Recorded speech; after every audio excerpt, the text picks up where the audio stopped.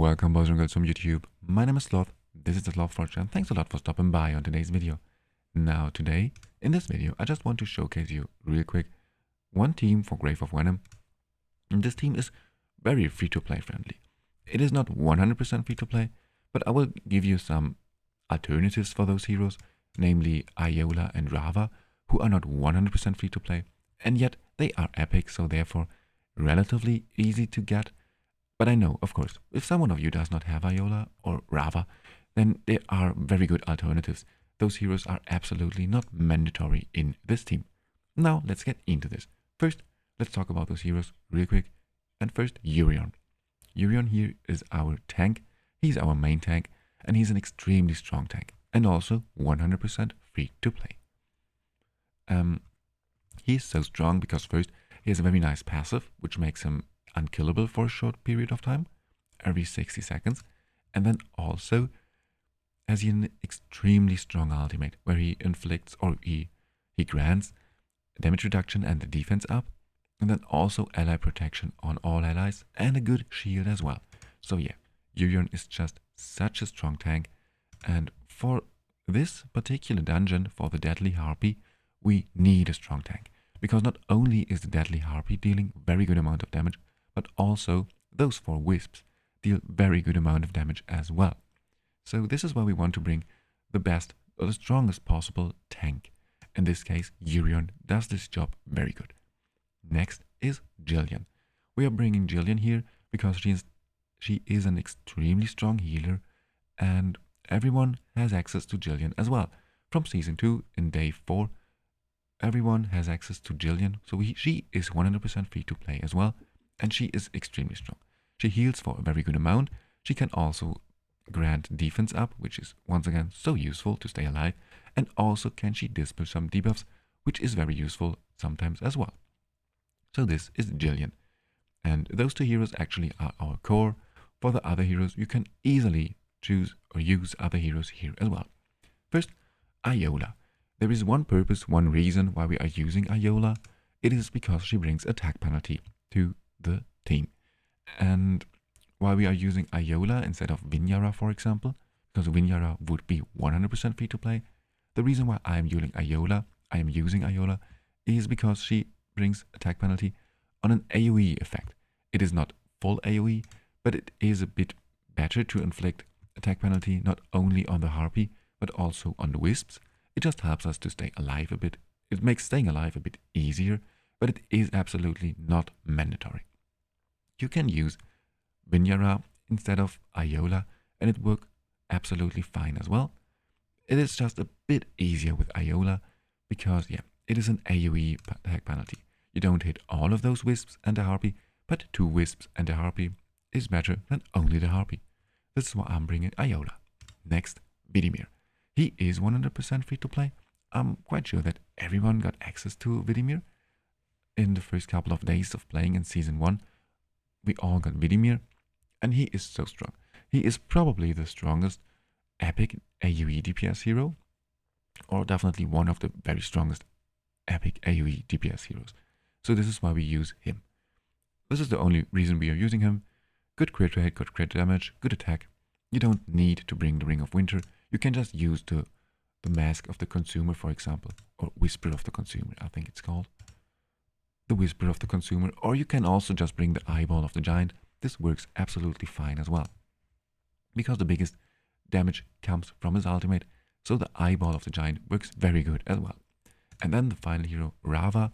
We bring Rava because of the multi-hit ultimate, which also inflicts Frost. Frost increases the damage of Vidimir. Also is it a multi-hitting ultimate, so it is very good to inflict the Which Remains, or the attack, the defense penalty. This is why we are using Rava, but you can use any other hero here as well. For example, this is probably even better, honestly. You could also bring Drist here. He also has a multi-hit ultimate. Also does he bring Frost to the table, so he is just perfect in combination with Vidimir as well. I just prefer to bring only one melee hero, so all Wisps and the Harpy will focus Urion.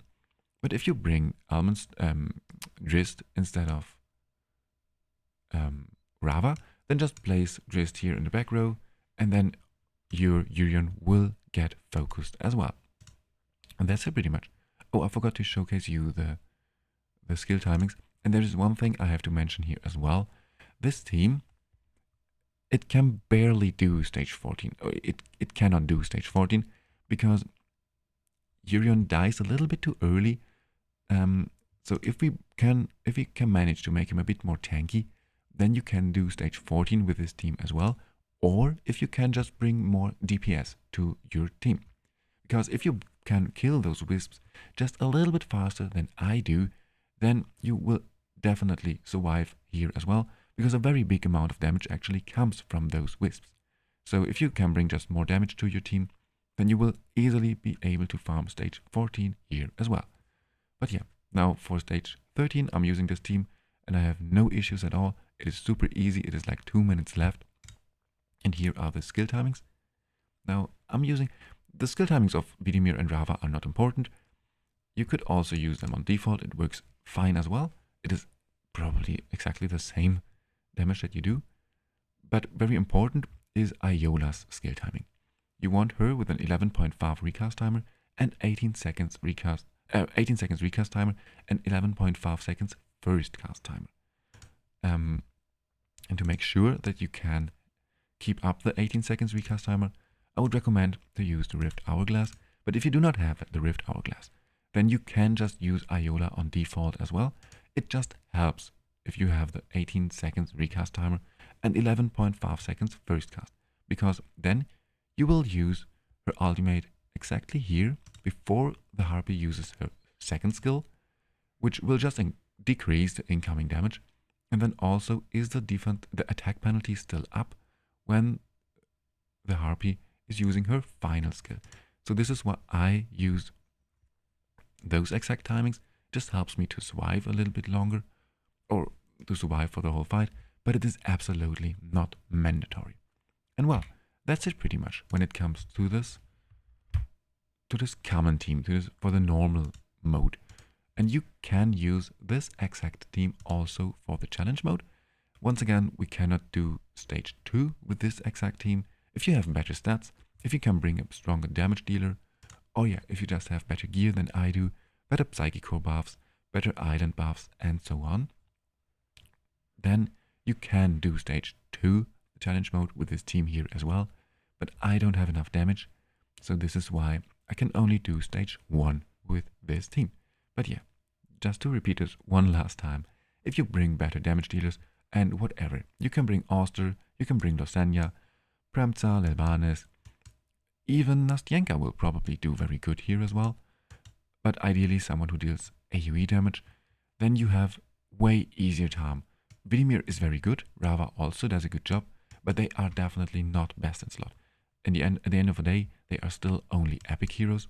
If you can bring an AoE legendary damage dealer, then this hero will probably most likely deal more damage than Vidimir and Rava, so then you will have a way easier time, because as I said, a very big amount of the incoming damage comes from those wisps, but those wisps don't have so much HP, so you can kill them relatively quick and therefore make it so much easier for your tank. And well, that's it pretty much.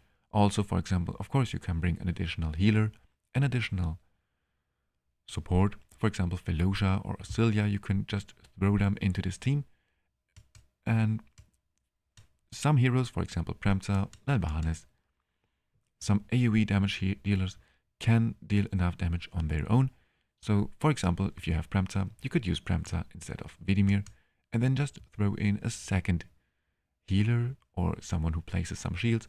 For example, you could use Nathaniel, Felocia, Cilia.